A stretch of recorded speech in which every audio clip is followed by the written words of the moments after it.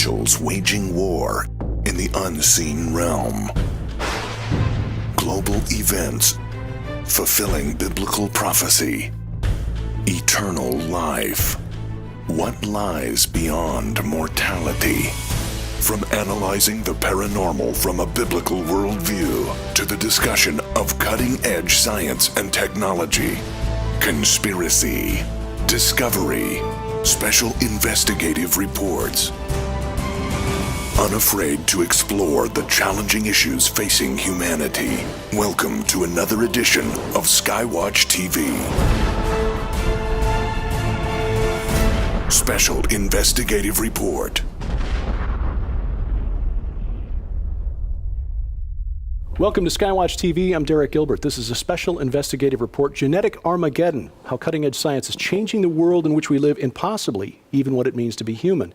This is tied into the release of a couple of new media projects that we've been working on here at Skywatch TV.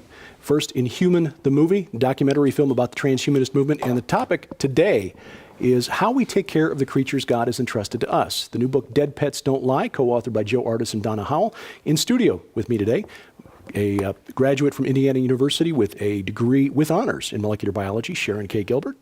The co-author of Dead Pets Don't Lie, Joe Artis, and our special guest, a woman with 20 years experience in conventional and alternative veterinary medicine, the author of a number of books, including The Complete Guide to Holistic Cat Care, an illustrated guide, and Paleo Dog, Give Your Best Friend Long Life, Healthy Weight, and Freedom from Illness by Nurturing His Inner Wolf, which Samwise T. Dachshund has said he must read soon. That's on his reading list. It is our honor to welcome Dr. Jean Hofve to the program. Thanks for having me. Jean, your research and the interviews that Joe and Donna Howell included in Dead Pets Don't Lie dealt with how what we feed our pets is affecting them, and it's frankly shocking.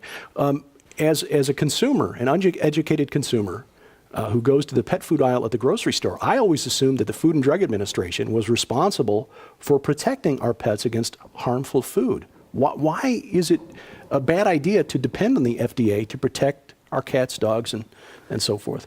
Because primarily the FDA does not get involved until that food hits the shelf.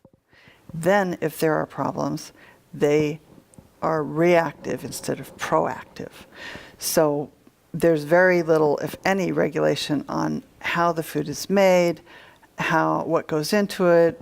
Pet food is covered under the Food, Drug, and Cosmetic Act, which means it has to be pure, unadulterated, healthy food. However, FDA has written what they call compliance policies to allow things like dead animals and things that, roadkill and all kinds of really unsavory ingredients, things that are half decayed and everything.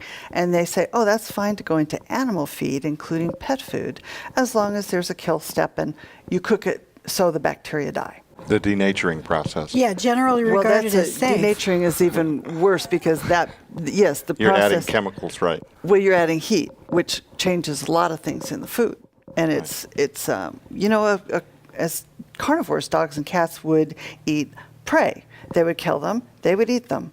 There's no processing going on there. Right. I mean, when's the last time you saw a mountain lion turning a barbecue spit? So, that's what they're intended to eat. And they actually can handle a fair level of bacteria, but the quality and type of ingredients that go into pet foods, especially the cheaper brands that have things like meat and bone meal, which is not meat meal plus bone meal, it's meat and bone meal. It's the name of one ingredient, and pretty much everything but the kitchen sink is allowed by the FDA to be in pet food. One of the big surprises for me, and I thought I knew a little bit about science, but I was really surprised at the rendering process and the animals that are going to the rendering plants and ending up in the pet food bowl. I know, Joe, you and Donna, who wrote this book, it's an awesome book, thank you for writing it, were shocked too at the rendering plant. What was your first impression when you got to see behind the door? Well, it's astonishing, the stuff that they include during the rendering process. When a supermarket decides that fish or beef has gone over the expiration date and is no longer sellable to the consumer, this stuff is often presented to the rendering companies, and it's all coming down one conveyor belt. So you've got everything from like some of the decayed cows and stuff that Dr. Hofve was just talking about, diseased meats with maggots. This stuff is way past the acceptable level for consumption by a human. But also you've got the styrofoam trays that a lot of this meat and stuff was still sitting on at the grocery store when people passed it by.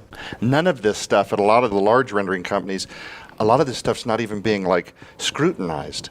You know what I'm saying? Garbage, the plastic, the stickers that are on the plastic trays, all of this stuff gets rendered into a powder that is then sold to pet food companies as their source of protein. So the FDA isn't in any way regulating that part of the process? Well, they have decided not to follow the law and have exempted that type of ingredient from regulation, from enforcement. They don't officially enforce it. exempted it so that these companies can You get can by. even look it up online.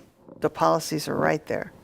And it says, you know, stuff that ordinarily would be actionable because it's adulterated, that's okay, go ahead. It's just for cats and dogs, so who really cares? Or cows, chickens, pigs, animal feed. So they're basically taking these dead animals and feeding them back to cattle and chickens as well as what's going into pet food. Sure.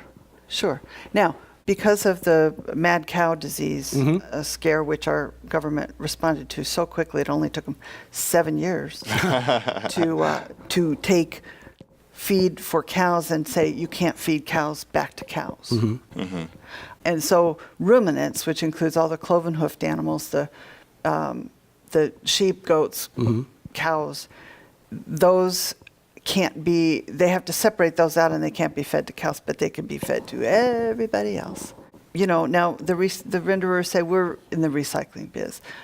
What are we going to do with all this stuff? It's going to go into a landfill if we don't do this. Well, yes, and I understand that. There are lots of uses for rendered products that don't include bringing them into your house and feeding them to your cat. There's other things you can do with that material. But, you know, we have the situation where FDA says, oh, yeah, go ahead and use all that. I had a friend, unfortunately, he passed away a number of years ago, but he was an executive, one of the top executives with one of the biggest renderer companies in the world.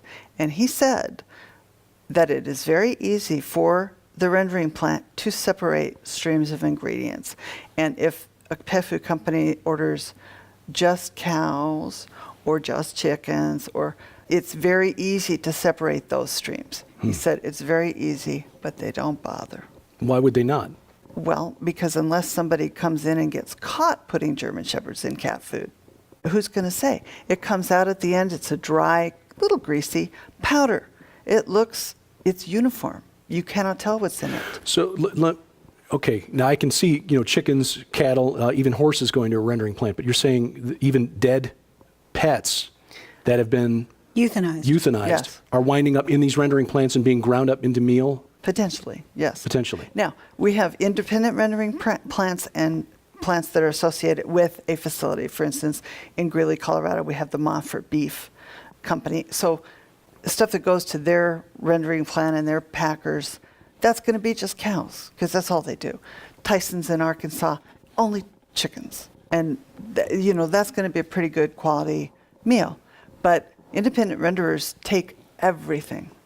You know, they take the roadkill, they take, you know, the cattle that die with their the pesticide ear tags still on, that have been laying around waiting for the truck to pick them up. That's the stuff that you're talking about. Well, what about the drugs that are given to the pets when they're euthanized? Some of them are kind of deactivated by processing, but some of them are not. For instance, the euthanasia drug pentobarbital is not changed at all by the rendering process and can be found in dog food. What is the health side effect of consuming FDA that? says, don't worry. Right. Don't worry. There's it's acceptable fine. levels. There's acceptable. Generally Yes. recognized But this as is the safe. drug that's used to put down animals In the first place, right. and it's winding up back in their food. Right. It's Yes. a barbiturate. But the FDA doesn't even deny that they know this is happening. Their position Right. is simply that these are acceptable levels, that it shouldn't affect your pet's health. Right. It's not illegal. It's not illegal. It's not illegal, so go ahead and do it. So and you know, honestly, dead pets in pet food is the least of your problems. There's so much else wrong with commercial pet food. It's stunning. We'll talk about some of those other things to worry about and also what you can do to try to protect your pets from that kind of lack of regulation or lack of enforcement, as our special report on genetic Armageddon continues next on Skywatch TV. Coming exclusively from Skywatch TV for a very limited time starting November 17th, 2015. When you purchase the new documentary film Inhuman and the companion book Dead Pets Don't Lie from Skywatch TV, you'll receive the largest giveaway in Skywatch TV history. An unprecedented $300 in free books, audio sets, and DVDs to add to your library or to give away as gifts during this holiday season. Included in this limited time giveaway are never before offered free audio sets. Over 30 hours of the most sought after interviews in history with global experts combined on a special 2-disc volume set discussing the unfolding genetic Armageddon now underway and what you need to know to survive the future. Featuring Something Transhumanism This Way Comes, The Coming Replacement Humans, The Days of Noah, The Coming Zombie Apocalypse, Conspiracy Theory, Psychotronic Warfare. Also, for a very limited time, in addition to the never-before-offered free best-selling audio sets, if you order before this special offer expires, you'll also receive the multi-part Skywatch TV special investigative report on Inhuman the documentary and Dead Pets Don't Lie, the award-winning book Forbidden Gates, Pandemonium's Engine, the best-selling DVD by dog behavior expert Joe Ardis, The Natural Dog Training Method. The breakthrough book for pet enthusiasts everywhere, Do Our Pets Go to Heaven? 2 additional mystery books with a $40 value. And if you're one of the first 3,000 customers to place your order during this limited time offer, you will also receive, absolutely free, the groundbreaking WorldNet daily film, The Last Pope, featuring Tom Horn. Place your order beginning November 17th, 2015. Altogether, the never-before-offered free 6 full audio series on a 2-disc volume set plus the 5 free books and 2 additional DVDs total an astounding $300 giveaway to add to your library or to give away as gifts during this holiday season. So it's urgent that beginning November 17th, 2015, you order the new documentary film Inhuman and the companion book Dead Pets Don't Lie for only $39.95 to also receive the largest giveaway in Skywatch TV history. But please understand this offer will end without notification and is on a first-come, first-served basis starting November 17th. So be sure to visit skywatchtv.com to follow the countdown to the greatest giveaway in Skywatch TV history. Order the new documentary film Inhuman and the companion book Dead Pets Don't Lie for only $39.95 to also receive the largest giveaway in Skywatch TV history.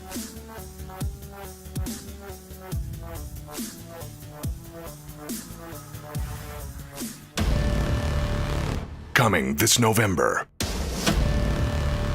I'm not sure that the world is ready to receive this. Tom Horn, Joe Ardis, Donna Howell, and the Skywatch investigation team join a host of global experts in the conclusion of a multi-year undercover inquiry that exposes what the U.S. government, the FDA, and monster corporations have been hiding from you. We're talking about everything from the food that we eat to animals and pet animals to ultimately humans. Literally, what we have been doing with genetically modified crops, what we have and are doing with transgenically made animals, we fully intend to do with the human race. I mean, how many people know right now that the last scientist in Congress, Bill Foster, recently spoke before Congress. He wrote an article for The Hill in which he says that right now the top science departments in our government that dole out taxpayer-funded revenue have already been ordered to literally create the guidelines that are going to be used for genetically modifying the human race. I think 90% of Americans would be shocked if they learned that their cats and dogs were eating these diseased meats and euthanized pets. During our investigation, we were able to verify that if your pet Fluffy had been euthanized at one of these vet clinics or one of these shelters, it would be recycled into food byproducts, toothpaste, cosmetics, deodorant. The stench is overwhelming. It's unbelievable. Coming in November, an unprecedented, official, and imposing undercover report that exposes what government agencies and greedy corporations are hiding about a genetic menace that is slowly, quietly, secretly killing and transforming all of creation. They have made a Faustian deal with the devil. I'm talking about our government. They have sold out the best interest of Americans to greedy monster corporations that are in their back pockets. Coming this November exclusively from Skywatch TV. Dead Pets Don't Lie. Inhuman the documentary. Survive the future.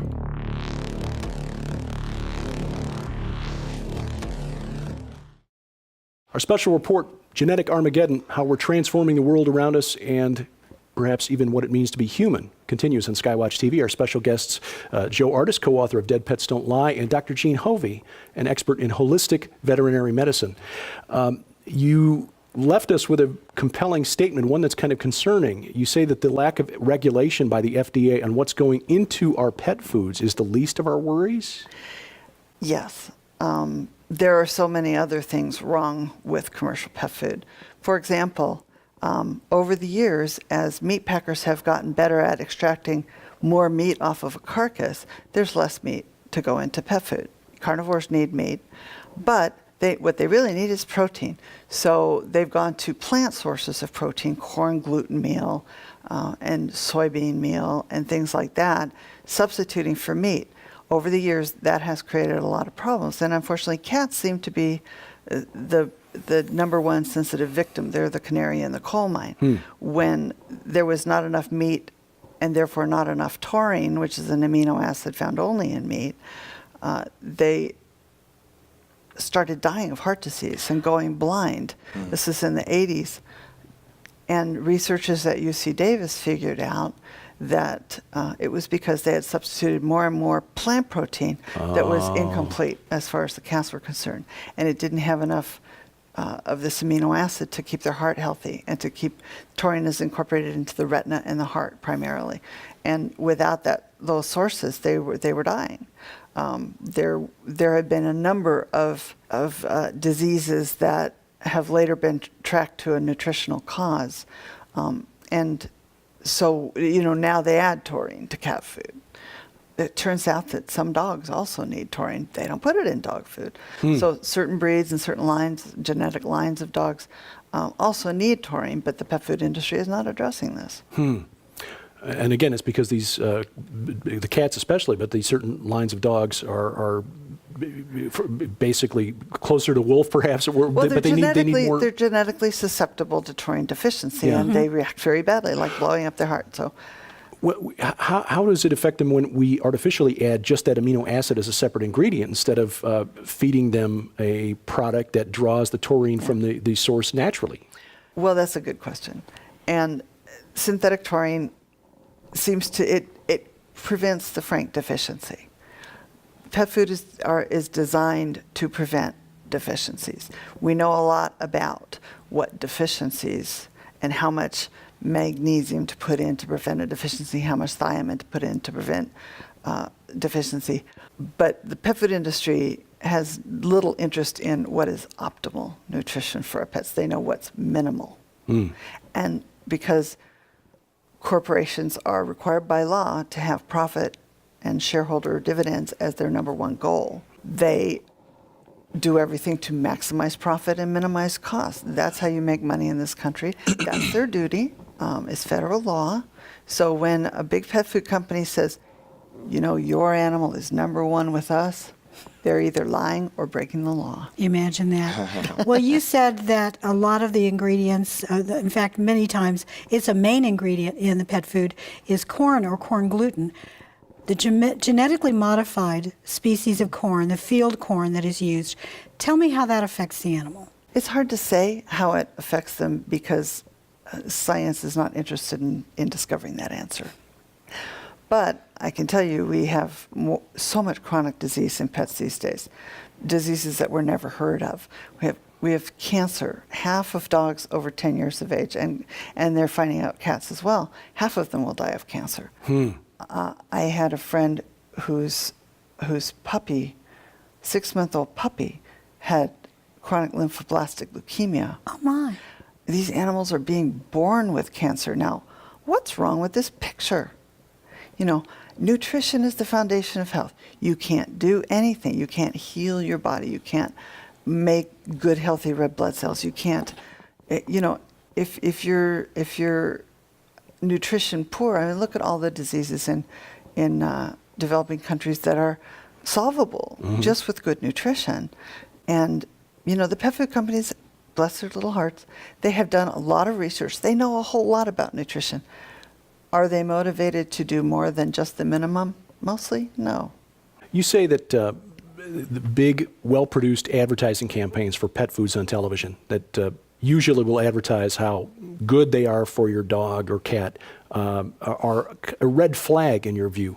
Why is that? In my opinion, television advertising is the most expensive advertising on the planet. Yes. It costs a lot of money to put those shows on. Clearly, yes. So if you have a dog food, say, and when you calculate out the cost, it's $2 a pound. Okay, that would be a pretty good food. When you account for paying the farmer, paying the grower, paying the slaughterhouse, paying the rendering plant, paying the canning company, paying the printer for the labels, the trucking, the distribution, the shelf space, the profit at every level, you've got 15 to 25 cents a pound that's actually going into ingredients. And I believe that actually is worse when you're talking about financing these gigantic advertising campaigns, because that money has to come from somewhere, and it's going to come out of the ingredients. The ingredient quality is going to be your biggest problem. So in other words, in order to afford the television campaign, the money that's going into the commercials is being taken out of the quality of the ingredients going into the food. Right, because there are many grades of, say, meat or byproducts. You can get, grade A choice, all the really good stuff, or you can get the cheapest grade. Those often are coming from China or other countries where there's little to no regulation. Almost all fish meal going into pet food comes from China or Thailand, which is kind of a problem because they use human slavery to produce it. Yes. And Associated Press has done a number of special reports on that here just in recent months. Yeah. Right. So, and the quality of that's for human consumption, but the stuff that's not good enough for that goes directly into pet food. And companies like, the big giant multinationals admit that they're buying their products from China. We often, as parents and grandparents, we think about nutritionally what we're going to give our kids and our grandkids. And there's the old rule, we don't give a child a bunch of sugar because that's just going to have a hyperactive child for the afternoon. There are sugars in a lot of these pet foods. And Joe, you are an expert in training behavioral modification in animals. What do you think, and you can weigh in on this again, Dr. Hofve, the sugars, the nutrition that is, or the lack thereof, how is this affecting the animal's behavior? Well, Dr. Hofve said earlier that things like euthanized, as crazy as this statement sounds, things like euthanized pets would be the least of a consumer's worry. And if I may elaborate a little bit, part of what I assume you meant by that was it's not just lack of regulation, it's also what's being added intentionally. During Donna Howell and I, during our investigation into the book Dead Pets Don't Lie, we spent just a number of days before we discovered chemicals like ethoxyquin is manufactured so that the food itself has a much longer than natural shelf life. So in addition to artificial dyes that go into the kibbles to make them look like you're getting carrots and peas and steak and pork and all, which is totally the same kibble being manufactured at redundancy, but they'll dye them different colors. Those dyes have devastating ramifications to the kidneys. Chemicals like ethoxyquin give the bag a 9-month shelf life. Oh, now it's 18 months. Oh, is it? Yes. Oh, So, my see, goodness. right. So, and those chemicals are linked to stillbirths, kidney failure, tumors, every kind of canine cancer that's available. So it's not just that they're starting out with really poor byproducts in a lot of cases, but it's also what they're adding to that terrible food to start with to make it last a very long time and look very attractive to the consumer.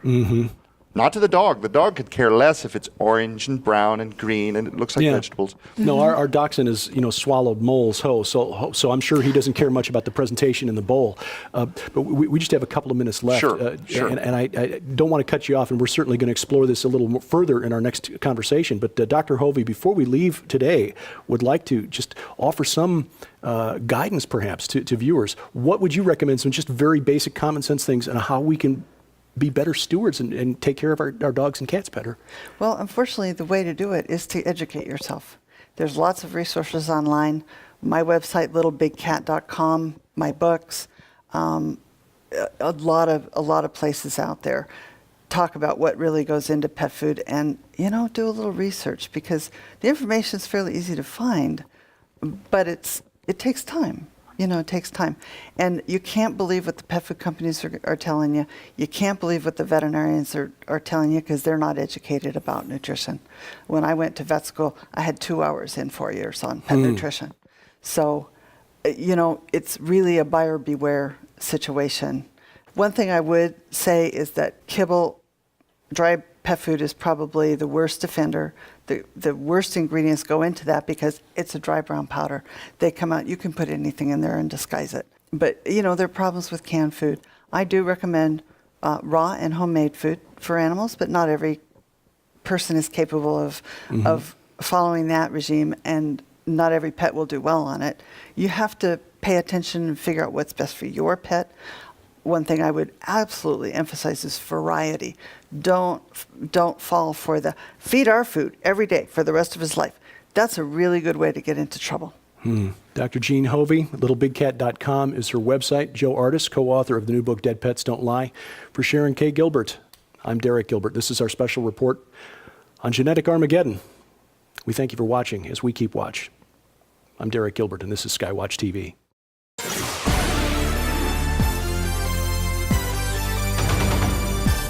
The supernatural realm is real, and we humans are naturally curious about it. That's why there are so many television reality shows featuring ghost hunters and alien chasers and mediums and psychics. Now, by definition, we Christians believe in the supernatural, and yet most churches avoid these controversial topics. Our mission here at Skywatch TV is to address these topics of the paranormal and the supernatural from a biblical perspective. This is, after all, the authoritative book on the subject. But we depend on your help to do it. To find out more on how you can support Skywatch TV, prayerfully and financially, log on to our website, skywatchtv.com. Our mission also to keep you informed through news items we think are important and the latest news updates about Skywatch TV. You can follow those on the internet, Facebook, Twitter, Google+, various other places. And of course, all of our programs, if you can't watch them live, are archived at our website and our official YouTube channel. You can find all the places where you can see Skywatch TV and follow us on the internet at skywatchtv.com/web. And of course, you can watch our programming anytime, day or night, on demand through Roku. For instructions on how to add our Roku channel to your Roku account, log on to skywatchtv.com/Roku. And keep watching as we keep watch at Skywatch TV.